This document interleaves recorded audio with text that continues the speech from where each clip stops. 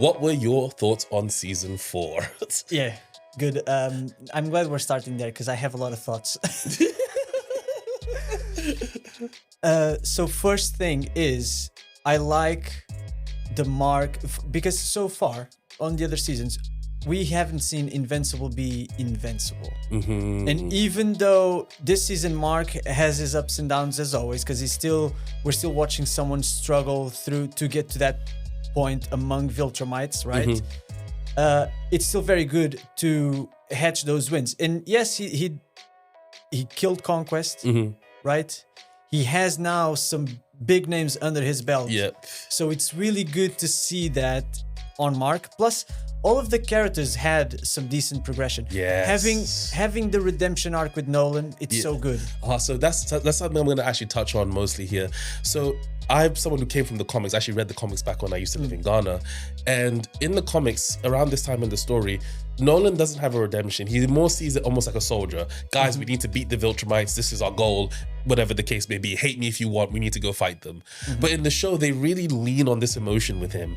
These moments of him having to like contend with what he did with Chicago, then come back and then speak to Mark, speak to all these people. Like the talk with Debbie though. The talk with Debbie, that's the moment we're heading for.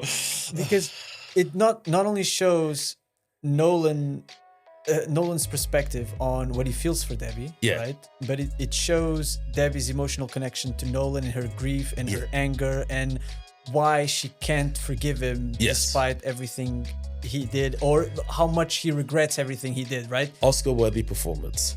And the only thing I'm going to give some slight contention to with that scene, so generally speaking, yes, everything emotionally weighted in that scene was really good. But I want to ask you a question, right? The only thing that doesn't work for me about that whole scene and the whole thing in general is the introduction of the Viltrumites back to Earth. Makes it seem like, to me, everybody's lacking context around Nolan's decisions. Am I making sense here? I think so. So just to see if I understand you correctly, right? You're essentially saying that Nolan introducing the fact that Viltrumites are going to return to Earth in case they don't do anything. Do you think this is a net negative for the humans because they are unaware of the threat, the bigger threat that they are under? Kind of. What I mean by this is Mark and Debbie hold a grudge against Nolan for what he did. Yes. And I respect that because emotionally it hurts. However, Mark has faced Angstrom Levy, Conquest, Krieg, and has seen what the Viltrumites did to Thraxa. Under that context, Nolan was quite merciful in season 1. Like, he only did what he did because Mark wasn't listening. And even then, tried to limit as many casualties aside from the train scene, which was just to prove a point. The train scene is kind of crazy. It's horrible, brutal. No one's saying it's not crazy. brutal. But when Nolan comes back and talks to Debbie, like, it's not, I would say, to be fair, with Nolan and Debbie, I got it. But there was one character who I didn't understand. You remember the art scene? Where he's speaking to Art on top of the roof. Correct. Yeah. Art is the only character in the story who's able to see past characters' surface level and see their intentions, right? Yeah. So the part that Art was scared of Nolan, to me, I feel like they overplayed that a little bit. I don't think so. Art should be able to see from the context of what's happened on Earth so far that Nolan was forced to do this. Let's take the scenario where Nolan doesn't betray his family. All it takes is Debbie and Mark dying from old age, and then the Viltrumites come and wipe everything out easily. I can see that, but you cannot expect a normal human not to be afraid there. Especially when, I'll say why. What? Because to me, Art was not afraid up until the point where Nolan asked, "Will you do my suit again?" Yes. And Art dug deep and was honest and said, "I make suits for superheroes." Which is a great answer. Yeah, but he's afraid. At that point, you have to understand that maybe he's afraid that Nolan will take that in the wrong way, kill his ass. I can see that. Right? Because he literally had to have the guts to say what he feels, what he thinks in that moment against a superpowered human that can fly across space. I guess, but it's also like... Isn't that scary though? But it also, to me, the part that about it is Nolan didn't even want the suit to begin with. You know the scene they show, right? Yeah. So the fact that Nolan cared enough to say, "I would let you redesign the suit," should show that Nolan is trying in some way to be human. Yeah, he's trying, but humans are afraid of some being that can just rip your spine from your mouth. But Art is special. He's not like the regular humans. How does he know that? I mean, why is he not scared of Mark for the same reason? because Mark has shown a lot more restraint than Nolan in that. Has regard. he killed the Sequid guy he could have waited, he could have done something. No. So in terms of in Art's perspective, he has seen Mark grow from this young naive boy to fighting his own father to trying his best to then redeem all of the damage that they caused to the cities. So Art has seen more emotional states of Mark than of Nolan, because in Art's eyes, Nolan has lived a lie with them for 20 years and then suddenly turned all super villain mode, killing everyone, right? Which is not the same for Mark. So in Art's perspective, when he looks at Mark, when he looks at Invincible on the Sequid Hive issue, for example, it's more of, oh man, I can see you are struggling with this decision. You are struggling with all of these things that happened to you in your life. Whereas in Nolan's case, I don't even know who you are, bro. You are no longer the friend that I had for 20 years. You are some other creature. But you don't think Art would even want to give him a path back to redemption? I think even though, I mean, I think he kind of did, which is he had these beers. He didn't kind of, I guess he can't really run off scared because Nolan would probably murk him, right? Because if you try to run off, what are you gonna do? You can't run off from Nolan. But he didn't reject it. But he didn't reject it. Art could have said, oh, you know what? I don't want to have beers with you. The fact that he talked to him, I was hoping for a little bit more of an end redemption. But I do see your point. I think that generally that's correct. Well, then that leads up onto another change they made in the comics that I want to bring up, right? Yeah. So in the comics, Oliver actually does have a great relationship with Nolan, like right off the bat. Like there's no like moment of issue or whatever. But in the show, they've changed it to be Oliver actually resents Nolan's absence of him. What were your thoughts around that? I think it's positive. And the reason why it's positive, because I think they're giving Oliver a lot more character in the show than in the comics. Of course, there's some tradebacks. There's some tradebacks in this regard because Oliver in the comics has a little bit of a different personality. Yeah. But in this sense, it makes it's coherent. Yeah. Right? Because Oliver grew up with Debbie, with Mark. Yeah. Nolan's absence was noted. Yeah. And it was felt. He had to learn about all the horrible things Nolan did, the grief he caused to Debbie, to Mark, to every Earth citizen, because Oliver then goes into being a superhero, right? Yes. So in a way, he still has a connection to Nolan. Yes. He still wants to get along with Nolan. Yes. Hence why he still wears the O. He still wears the Omni-Man suit homage, right? Yeah. And it also leads up to the great moments and scenes of them bonding on that deserted planet. Yes. I was going to say, to me, I wasn't the biggest fan of it up until the planet scene. And I think they tied it all really well with the one line about basically Nolan dissing his mother. I think that added a lot of complexity there because it shows that Nolan still sucks at balancing these human emotions, right? It shows that Nolan is just a parasocial human. Yeah. Because he has no concept. So for so many years, because we have to think, he spent thousands of years living as a Viltrumite. Yeah.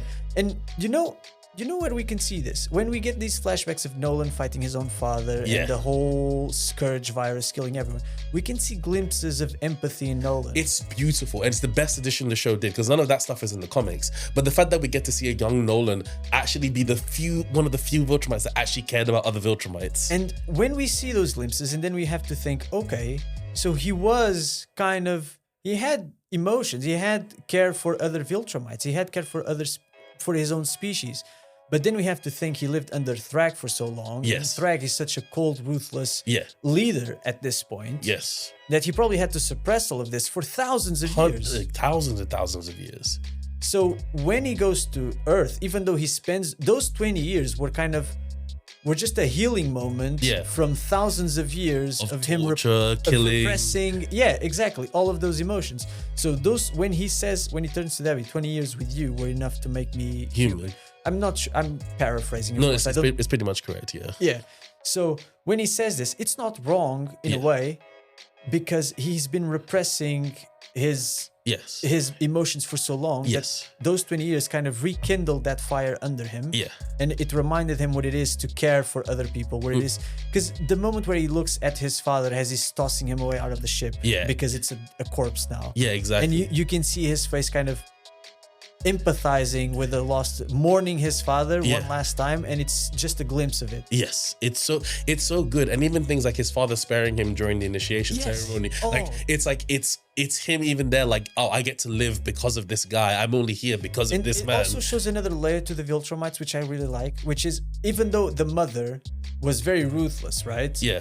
It's the father that stops the mother and says, no, he put up a good fight. Yes. And Nolan gets shown mercy, gets shown a bit of grace for his hard work. Yes. And it also displays again in Oliver. Yes. When he's training Oliver, the way he trains Oliver, it's so much different than the way he trains Jin Mark. Mark. Yes. Because if we remember, Mark, he gets gut punched so hard that he Mark. trained Mark as a proper Viltrumite. He went for the Yeah. full fight as much as he possibly could without revealing his identity. And then with Oliver, we see a much more restrained. We see Nolan giving Oliver openings. Even celebrating his wins, like Yeah. when Oliver does get a punch in, he doesn't go weak punch. He goes like, "You've done it. Like, I'm proud of you, son." Yeah. Whereas if it was the previous Nolan before all of this, he would probably just turn to Oliver. Oh, this means I can crank up even more. I can turn you up the gas Yeah, even further. and I can go even further with you and show you what's this all about. Exactly, Which exactly. I love this whole redemption arc. I love the fact that they included so many pieces of emotional connections from Nolan that have been kind of destroyed, and now he's kind of putting kind of everything back rebuilding. together. Yeah. Well, then on the flip side, let's talk about the negative side of the season. I think that anything with the Viltrumites. So I would say previous seasons, they did a pretty good job of balancing like the Viltrumite story arcs with the Earth story arcs, right? Mm-hmm. I would say that's not happened well this season at all. I would say like the Viltrumite stuff over the top, and I get it because the Viltrumite War is the most important part, but it did make the Earth story suffer quite a bit to me. I mean, I don't think there's space to do much on. So if we're telling two stories, Yeah, right? One is the Viltrumite War, yeah, right, and the other is what's Earth doing while the Viltrumites are at war. correct. And we'd have the Rex story arc with the Monster Girl being stuck in the Flaxen planet, Yeah. right? And I think there's not enough space for the whole season for you to display everything, for you to have these moments, and to on parallel show what's happening on Earth. So the thing about it is, you know how they did the Adam Eve special? Yeah, See, if I'm not a showrunner, and I'm sure people, if you have had experiences making animated series, please let me know. I think that they should have taken the bold risk and just done the entire season about the Viltrumite War. It would have given us more depth with the the thing. Isn't the season mostly Viltrumite War? No, because the stuff that they do include, like the Flaxen War stuff and the some of the other Earth little controversies. I don't even remember most of them. Yeah, but Those could have been done in a special. sure, but I think if we're following Mark's story, Yeah. if we're going through, oh, I'm following this hero's story, right? Then while Mark is at Earth, the focal point is what's going on My point- Earth. And then when he leaves Earth, My point is that he stayed on Earth too long. Like, we only get to the Viltrumite War like episode 4 or episode 3. Like, he should have Yeah. been left by either episode 1 or at least bare minimum beginning of episode 2. yeah, but I think I don't agree with that though. Go on. I can, because we wouldn't have these moments, right, of character development if we don't have the slow-paced parts in the beginning. If it doesn't build it up, right? I don't mind that, but what character did Mark develop on Earth that was so essential that it couldn't have happened on the ship? I don't mean about Mark specifically though. Who else did this develop? We had to see Oliver, the mundane, monotonous routine that they were in of just saving people, getting mistreated by saving people because they caused damage. All covered in episode 1. Carry on. Yeah, all covered in episode 1. Uh-huh. Then we get to see Nolan returning to Earth, having that redemption and arc that he has, that journey, right? Mhm. So that's, I believe it's episode 2. Yep. And then they leave. Then episode 3... No, it's episode 4 roughly, because they have the Titan part. That's a big plot line that I didn't understand was utilized here. The Titan plot arc was pointless. What did it accomplish this season?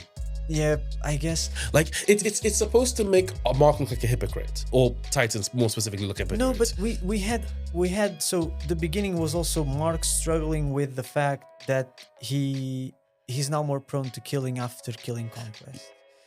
We also had that. That's why you also have the Hell arc, right? Yeah. So Which I did like, to be fair. I like the Damien yeah, Blood episode. I think these arcs do add something to the table, even if it's tiny. That's why we can appreciate the later scenes. But the thing is, I'm not saying I don't want them, period. I'm saying that for what they sacrificed, because there are criticisms of the Viltrumite War that I do think are fair. For example, we get a lot of stuff with Mark Nolan and Thaddeus, right? Yeah. But do you know about any of the planets in the war or anything that they did?